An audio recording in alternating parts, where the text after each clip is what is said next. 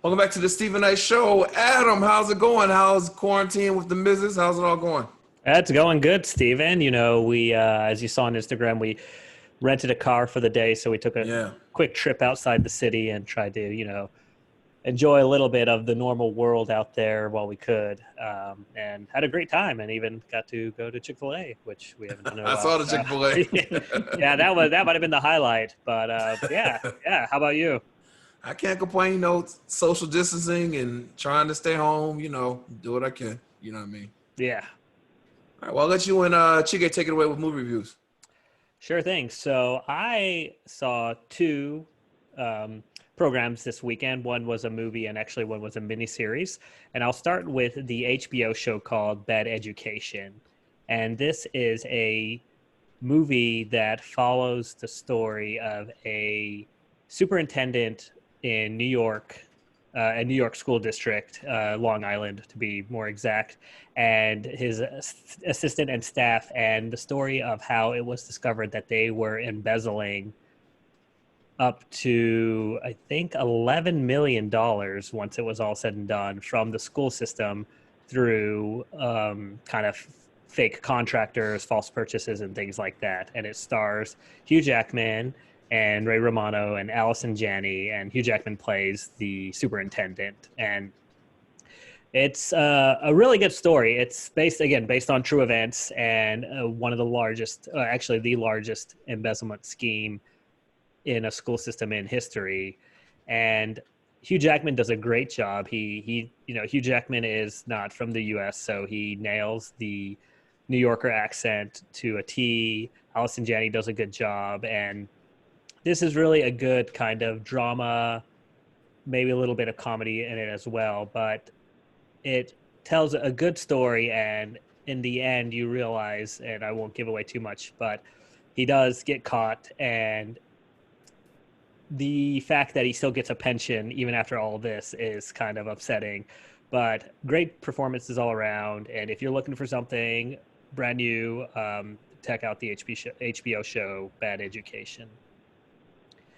The next thing I watched was Waco, and this is a TV miniseries that's on Netflix right now, and it follows the events of the siege of Waco by the FBI and the ATF of the Branch Davidian compound in 1993. And for anyone unaware, and this is kind of before my time as well, so I don't think we really remember it as much, Stephen and Chike, but this is really an interesting story in history where they had this cult leader, and there was something that went down, and it led to a 51-day kind of a standoff between this cult leader and his group and the U.S. government. And the That's miniseries, David Koresh, right? That's David David Koresh, Koresh. yes, yeah, David Koresh, and the series follows two biographies. One from a guy who was in the compound at the time and part of the Davidians, and then one of the FBI negotiator who was in charge of this project. So you kind of get both sides of the story, and you get kind of the full view of what went down during this siege. And I thought it was good. It is a 6-episode miniseries. I think it was a little long and probably could have been down to 4 episodes. When I watched it originally, I thought this was a whole new production by Netflix. Little did I know that it was actually released 2 years ago Oh, wow. by the Paramount Network, which used to be Spike TV, which is probably why no one's seen it or heard of it until now that Netflix put it out. So it's actually an older series, but it does a good job of kind of giving you enough details that you can kind of feel for the characters. It's not like the best writing, and you're not going to get a lot of that kind of substance you might get in another series or even an HBO production.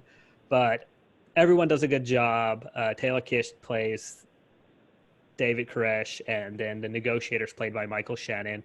And again, it's a good Netflix series, something to watch, something to give you a little bit of history. And for anyone interested, it does trigger a lot of things that, events like Waco are kind of one of the events that made Alex Jones, for example, famous and really set off a lot of the conspiracy theorists, and people kind of having distrust of the government in this time period. So check it out if you want to learn a little bit about history, and you'd enjoy it. Well, that Bad Education is actually on my list. I was going to watch that tonight before I turned in. So thank you for that review. Yeah. So I saw 3 films. The first being a Netflix release called Dark Light, which stars Jessica Madsen, Opal Littleton, not Littlejohn, and Ed Brody. So I'm a little upset with the people that produced and created Dark Knight, because the opening sequence, and it's a horror movie. I'll add that. That's my genre. I love horror. The opening sequence put me in. It reeled me in all the way in. And then the movie starts. The rest of the movie doesn't live up to the opening sequence. The movie's basically about a mother who's searching for her lost daughter, to only find that she was abducted. And she's trying to locate where she is, and she happens upon monsters that are dwelling on the land and around the home that she inherited from her mother. And it doesn't live up to the opening sequence. And I will say this: the energy that you start with is the energy that you should sustain, and definitely you should end with that. It reeled me in, and then I wound up getting more and more depressed as the movie went on, that, okay, this is going to be trash. And I'm calling the movie trash. It's going to make you upset if you start watching it just simply because of the opening sequence. Netflix has done better. At first, I thought it was an alien abduction movie, which would have made it cool, but it wasn't that. The costuming was horrible. Some of the effects for wounds and monster slime wasn't up to par. The monster itself was trash. It just wasn't a good movie. So if you see it, just pass on by it. Just don't even waste your time. Second horror movie attempt. It's a new movie release called The Wretched, which stars Piper Curdy, John Paul Howard, and Zara Mahler. This movie is about a teenager who is relocated for the summer with his father. Mother and father are separated. And it's just one of those typical teen being nosy, notice things, starts to investigate, figure out there's monsters about, but there's something evil about. And it lives up to it. It kept me engaged. It's kind of a suspense thriller. You don't know exactly what's going on, but then you begin to figure it out as the movie goes along. And I don't want to tell too much, but it has a lot to do with witchcraft. And keep an eye on your neighbors, people. You never know what they're up to. But that's a direct-to-release. You can find it on Amazon, and you can also find it, I believe. There's an app now. The next show I'll have that for you. There's an app that's actually taking in the released films, the early release films. I'll have that for you next week. And the third film was Adam recommend, which he reviewed for us before, Extraction, starring Chris Hemsworth, David Harbour, and Derek Luke is in that film as well. I am in agreement with Adam that it looks like a Call of Duty game, the way that it's shot, the action sequencing. And it put me in awe because, Adam, as you know, you make films. Some of that camera angling and how it was maneuvering, I couldn't understand it. It made me question how they did that, which made me even more interested in the film. Because not only is it an action film, of course, Chris Hemsworth is at the helm of the film, but, it's gory, it's bloody, it's violent. It's a lot of explosion and shooting, all the things that we like in a good action film.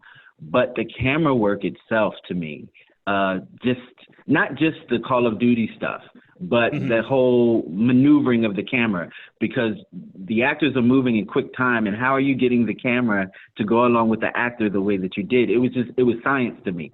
So I fell in love with it more so because of that than the actual movie itself. I just thought it was fascinating. Yeah, it's so it's interesting. The director is a professional stuntman who worked on, I think, some Avengers movies and other things, but he also was played by the sniper at the beginning, the guy with the beard and the long ponytail. And so he put a lot of work. Apparently, one of the scenes where he's strapped to the top of a car with the camera ready to go while they're filming like the chase scene through the streets. So he was really committed to getting the camera angles right and getting that process done. And he did it. Yeah. He did it. That was work. It was work. And it made an impression. It almost reminded me of the first Born Supremacy series, that the first movie, Born Identity, and just how it was shot so differently than any other movie that we have seen of that genre before, which made it stand out. Yeah. And Extraction was definitely unique in that way. So I would highly recommend that if you're into action, check that one out. And the camera sequencing and angling also lends to greater action because of just how it's shot. It's just, I don't know. Yeah. It surprised me. So, Steven. I can't remember any of the names of the movies I saw. Well, didn't you just watch a show? You said I watched one yesterday. It was Hollywood. Oh yeah, the Hollywood show from Netflix. Yeah, ending. Oh, wait a minute. Hold on. I started watching that Hollywood show. That thing is throwed. Yeah. Ryan Murphy is a nut. Yeah. He's the same person that does American Horror Story, and he did Feud. He's a little warped out there with his mind. But I love it though. It lends for great art. It's a good show. It's just out there. Good. I just think it's really good. It's all over the place, and it's a good story, but I just think that the ending is very, for that time, is very unrealistic. You'll see what I'm talking about. Okay, I'm not there yet. Yeah, it's very unrealistic, but it was good. It was very entertaining.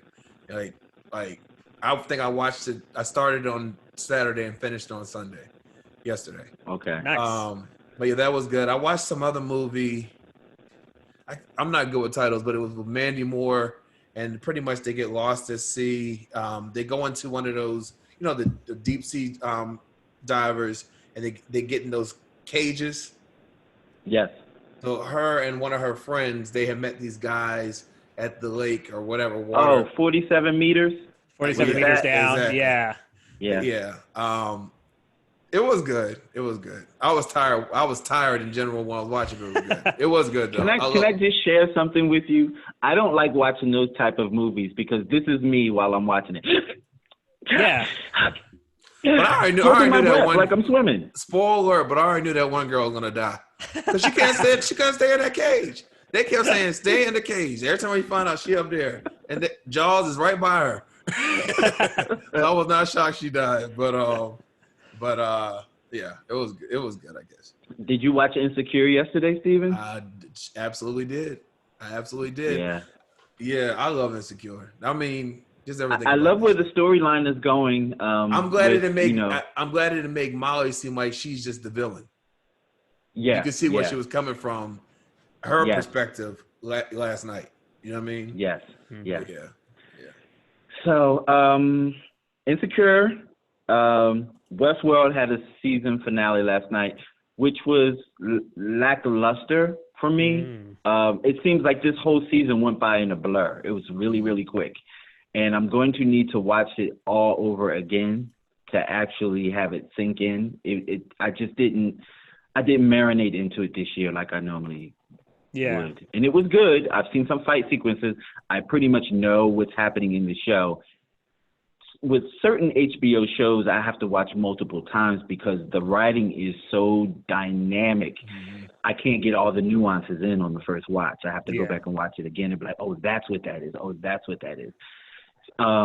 So, yeah, I'm going to rewatch Westworld from the beginning because the season was really quick this year. So I'm going to check that out again. Did you see Better that, Call Saul. Do we have – go ahead. Sorry. Did you see that Greenleaf, they announced is canceling after this next season, this fifth season it's going to cancel? Well, I mean, they I had a don't see nice where else they run. could go with it anyway. So I mean, it's a good show, but where else are they go with the show anyway? Mm-hmm. They had a nice run, Yeah. and I'm sure they'll end it very nicely. Mm-hmm. Anybody watch Better Call Saul? Not yet. I need to.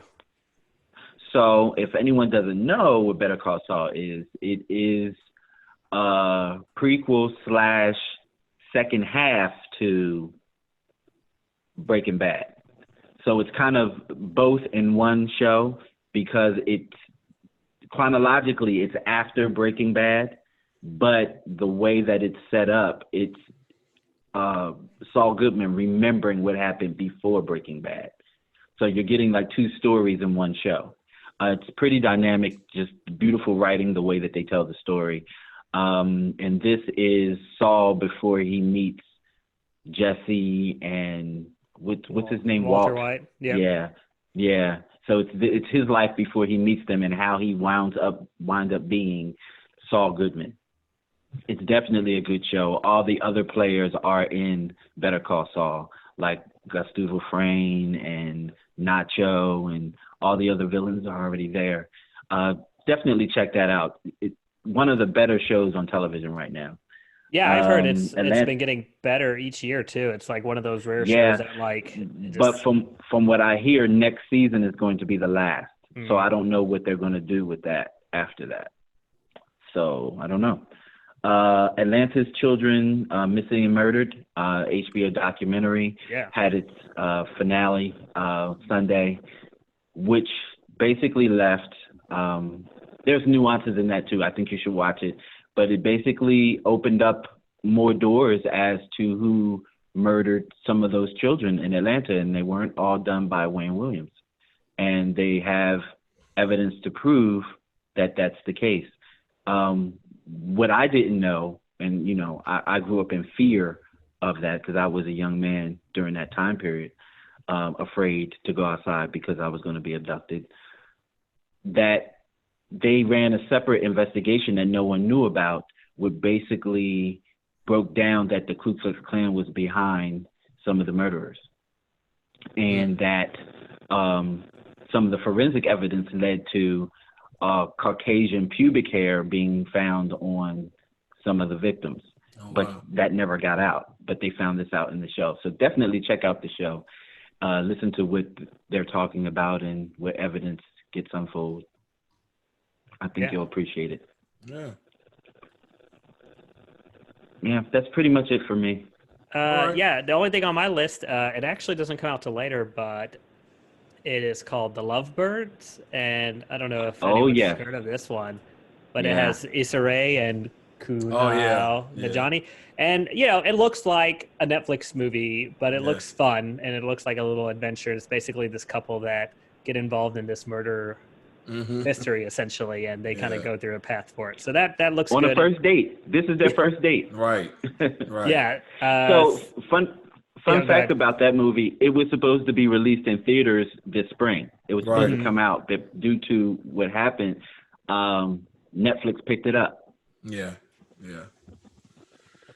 We'll definitely look forward to seeing that. But listen, guys, thank you so much for letting us know what to spend our time on. We're not spending money unless it's like that monthly payment, but spend our time on and whatnot too. And hope you have a great week, and we'll talk again next Monday. All right, thanks a lot. All right. Good night. Right back after this.